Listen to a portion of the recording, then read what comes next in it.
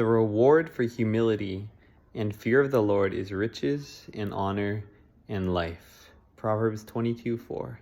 How many of you want riches and honor and life? Let's do one better. Proverbs 11:2. When pride comes, then comes disgrace, but with the humble is wisdom. How many of you guys want wisdom? Humility and fear of the Lord go hand in hand. To fear the Lord is to revere him, to stand in awe of him, to be terrified of disobeying him and coming out of his presence.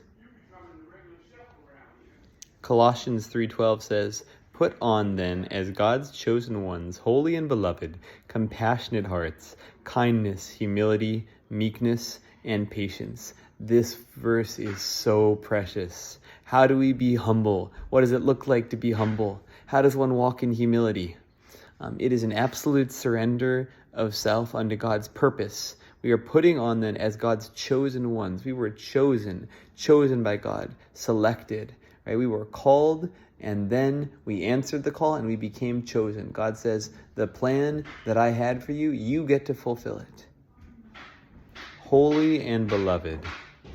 Holy and beloved. To be holy means to be utterly set apart for God and for his purposes. It means to be filled to continual overflow with his Spirit, saturated with his presence as with water.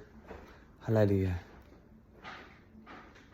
And beloved means to be deeply aware of how beloved we are by God, to be, in this case, glad recipients of the love of God.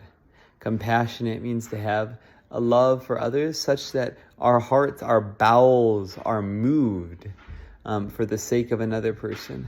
When we see another person suffering, we feel it. It touches us. It moves us viscerally to action. That's compassion. Compassion is more than just a feeling. Compassion is more than just, as it's often defined, to suffer with someone. Compassion is being willing to suffer for the sake of that person so that they suffer less. It's not just masochism in another form. Compassion is when we're willing to lay down our lives for the sake of our brethren. It's not about us laying down our lives, but it's about our brethren being helped and us not disdaining difficult and hard things in order to help our brethren because we have compassion on them. Kindness is doing things that other people like and appreciate simply for their sake. Kindness means that we're willing to do things differently from how we normally would for the sake of another person. Just to bring them joy is enough of a reason. It doesn't have to be practical. But it is intimately tied with love and with compassion.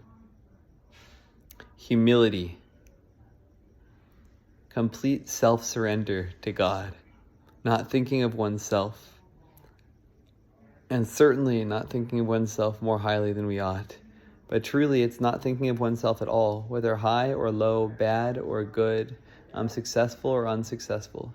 Both thinking I'm so wonderful and thinking I'm nothing, I'm terrible, I'm a worm in the dust are forms of pride because they're thinking of self at all. Humility doesn't think of self, but thinks of others.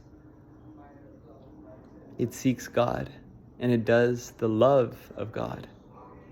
Meekness, sometimes translated gentleness, is strength held in reserve.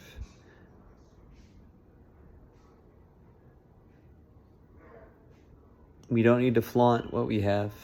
We don't need to dominate a situation just because we can.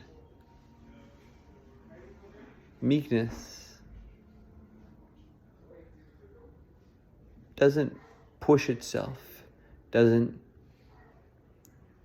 try to always be on top or in control.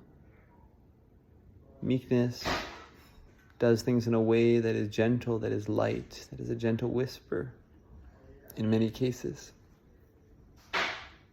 It doesn't mean that we never use strength or force, but it means that we don't use it unnecessarily. And patience, which is long suffering, long suffering. Patience exists only over time. It cannot happen instantly. When we have patience, then in the face of difficulty and hardship and pain and trials and struggling, we persist in well-doing, not losing heart, knowing that in due season we shall reap if we do not give up.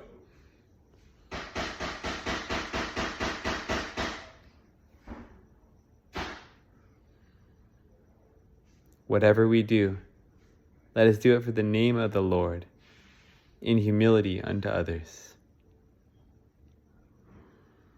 that we might have wisdom, that we might have riches, honor, and a long life, and most of all, that we might know God.